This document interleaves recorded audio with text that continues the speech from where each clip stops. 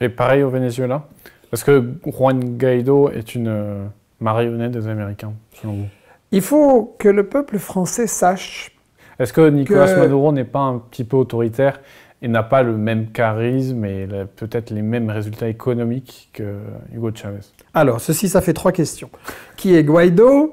Maduro autoritaire et pas les mêmes résultats. Premièrement, il faut savoir que les amis de M. Macron à l'international sont des corrompus et généralement des fachos.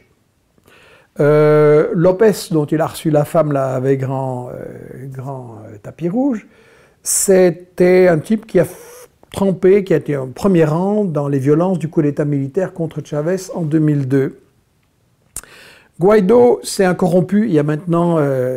c'est un type qui est lié à la mafia de la drogue en Colombie, on n'en parle plus du tout, mais on a toute une série de dossiers sur lui.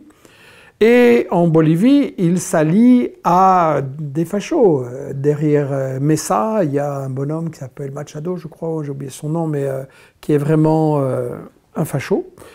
Et donc, il faut qu'on le sache avec qui il travaille, et que c'est tout simplement pour rétablir le pouvoir et les privilèges des élites corrompues.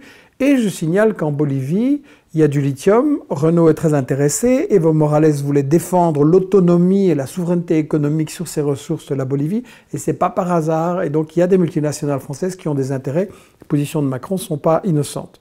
Maduro n'a pas le charisme de Chavez. Bon, il y a des leaders qui ont un charisme exceptionnel, il y en a d'autres qui en ont moins, c'est pas le critère.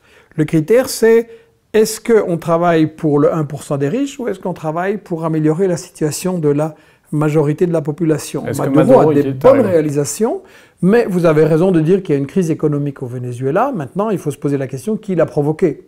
Dans le livre dont je parlais, la USA, les 100 pires citations, j'ai 3 déclarations de hauts dirigeants des États-Unis, dont l'amiral qui commande la flotte là-bas et qui dit il faut tout faire pour saboter l'économie du Venezuela, il faut que les gens vivent très mal et alors ils vont se retourner contre le gouvernement. Et ils disent comment ils le font.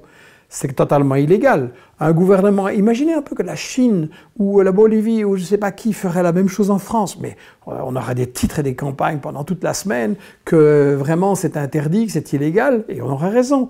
Et donc là, on peut faire ça, on peut saboter l'économie d'un pays, affamer les gens. Je rappelle que les Vénézuéliens, ils manquent de médicaments, ils manquent de produits, de matériel chirurgical.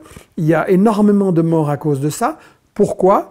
Parce que illégalement, les États-Unis bloquent, je crois, 24 ou 25 milliards avec lesquels le gouvernement vénézuélien pourrait résoudre les problèmes de la pauvreté. Il y a un problème aussi, c'est la diversification de l'économie.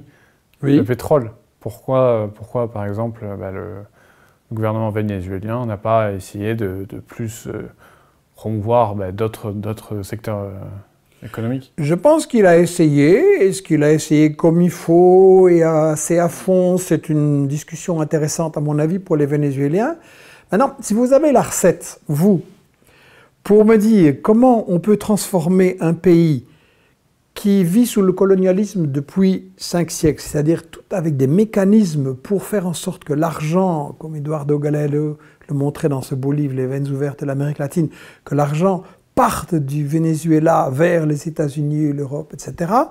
Si vous avez la recette pour qu'un pays qui vit sur le pétrole depuis 80 ou 90 ans, avec tout ce que ça implique comme économie artificielle, qui est effectivement beaucoup basée sur l'import-export et qui a éliminé beaucoup de la richesse productive. Vous savez, il y avait des usines dans les années 60-70 au Venezuela, bien avant Chavez, et elles ont toutes été fermées par des gros capitalistes vénézuéliens qui trouvaient que c'était plus intéressant de spéculer ou de faire de l'import-export.